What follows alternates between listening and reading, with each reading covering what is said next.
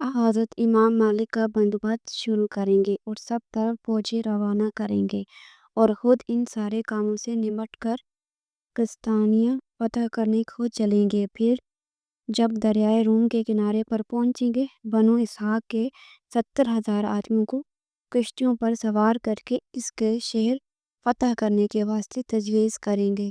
जब ये लोग शहर की वसील के मुकाबले पहुँचेंगे, अल्लाह अकबर बावाज़ बुलंद कहेंगे।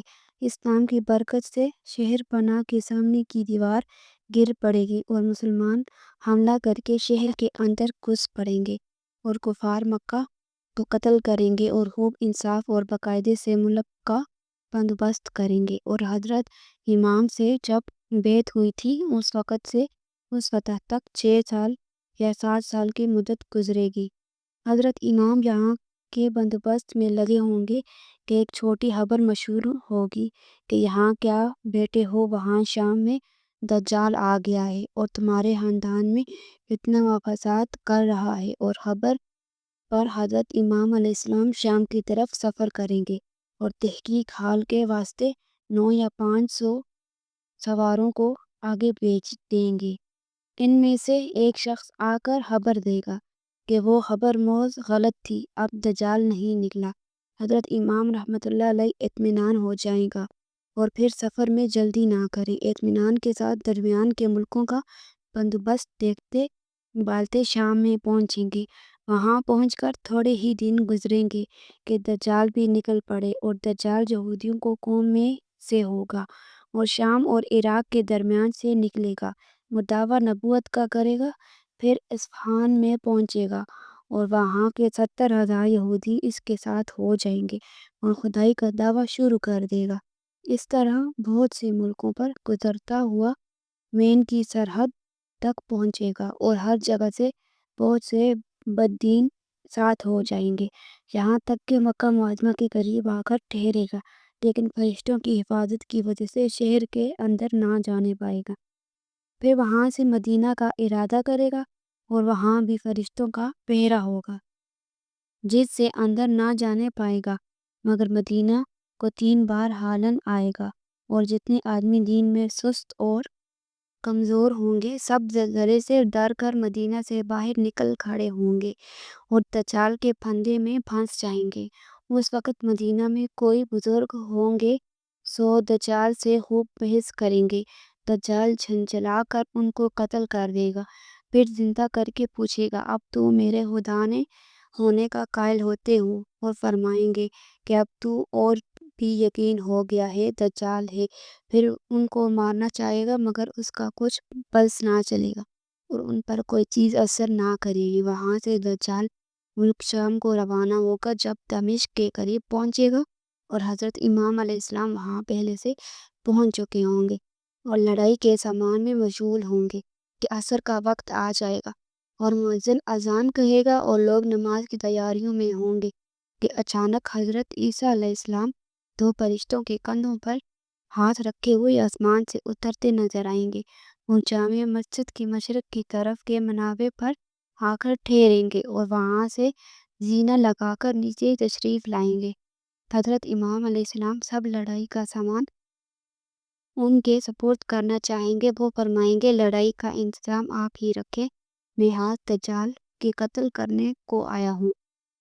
अर्ज़ जब रात गुजर कर सुबह होगी, हज़रत इमाम लश्कर को हरास्ता फरमाएंगे और हज़रत ईसा अलैहिस्सलाम एक घोड़ा एक नेज़ा मंगा कर दज्जाल की तरफ बढ़ेंगे और अहले इस्लाम दज्जाल के लश्कर पर हमला करेंगे और बहुत सा लड़ाई होगी। उस वक़्त हज़रत ईसा अलैहिस्सलाम के सांस में यह तासीर होगी कि जहाँ तक निगाह जाएगी वहाँ तक सांस पहुँच सकेगी और जिस काफिर को सांस की हवा लगा देंगे वो फौरन हलाक हो जाएगा।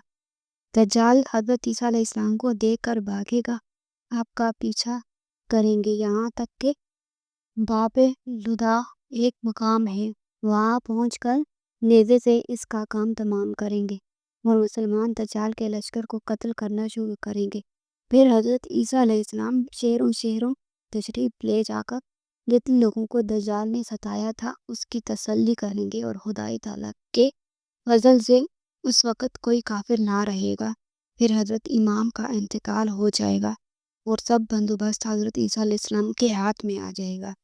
پھر یاجوج ماجوج نکلیں گے۔ ان کے رہنے کی جگہ جہاں شمال کی طرف آبادی ختم ہوئی ہے اس سے بھی آگے 7 ولایت سے باہر ہے، اور ادھر کا سمندر زیادہ سردی کی وجہ سے ایسا جمع ہوا ہے کہ اس میں جہاز بھی نہیں چل سکتا۔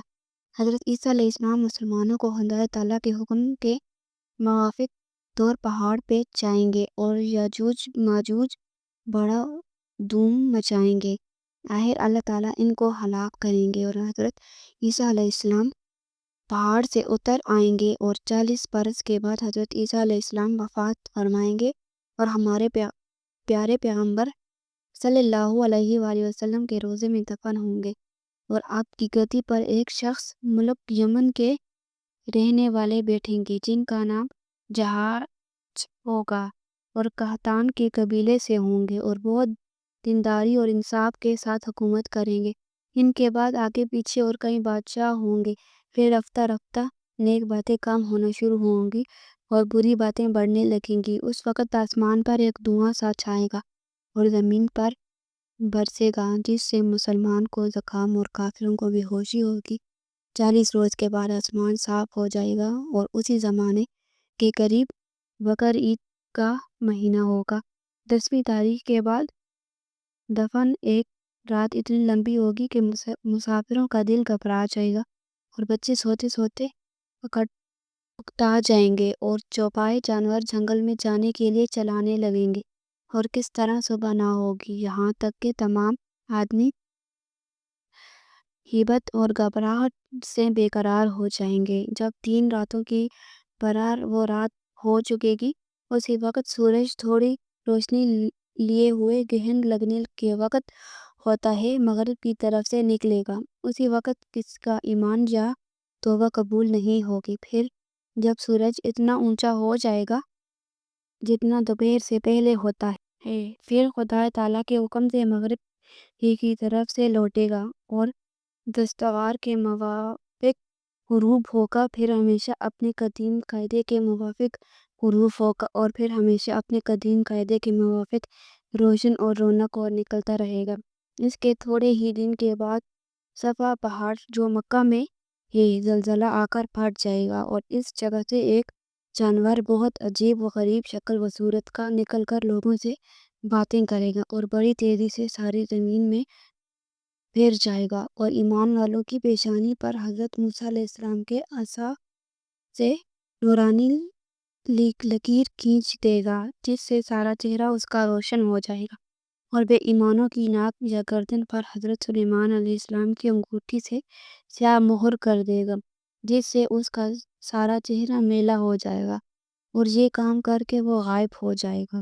اس کے بعد جنوب کی طرف ایک نہایت فرحت دینے والے چلیں گی، اس سے سب ایمان والوں کی ناول میں کچھ نکل جائے گا جس سے وہ مر جائیں گے۔ اس وقت کا پھر حبشیوں کا ساری دنیا میں عمل دال ہو جائے گا، اور وہ لوگ خانہ کعبہ کو شہید کریں گے اور حج بند ہو جائے گا، اور قرآن شریف دلوں سے اور کاغذوں سے اٹھ جائے گا، اور خدا کا خوف اور رکت کو شرم سب اٹھ جائے گی، اور کوئی اللہ اللہ کہنے والا نہ رہے گا۔ اس وقت ملک شام میں بہت نذرانی ہوگی، لوگ اونٹوں پر اور سواریوں پر پیدل ادھر ادھر جھک پڑیں گے، اور جو رہ جائیں گے ایک آگ پیدا ہوگی اور سب کو ہانکتی ہوئی شام میں پہنچا دے گی، اور حکمت میں سے یہ ہے کہ قیامت کے روز سب ملوک اسی ملک میں جمع ہوگی، پھر وہ آگ غائب ہو جائے گی، اور اسی وقت دنیا کو بڑی ترقی ہوگی۔ 3-4 سال اسی حال سے گزریں گے کہ وقتاً جمعے کا دن محرم کی 10ویں تاریخ صبح کے وقت سب لوگ اپنے اپنے کام میں لگے ہوں گے، سور پھونک دیا جائے گا۔ اول ہلکی ہلکی آواز ہوگی، پھر اس قدر بڑھے گی کہ اس کی ہیبت سے مر جائیں گے، زمین اور آسمان پھٹ جائیں گے اور دنیا فنا ہو جائے گی۔ اور جب آفتاب مغرب سے نکلا تھا اسی وقت سے سور کے پھونکنے تک 120 برس کا زمانہ ہوگا۔ اب یہاں سے قیامت کا دن شروع ہوگا۔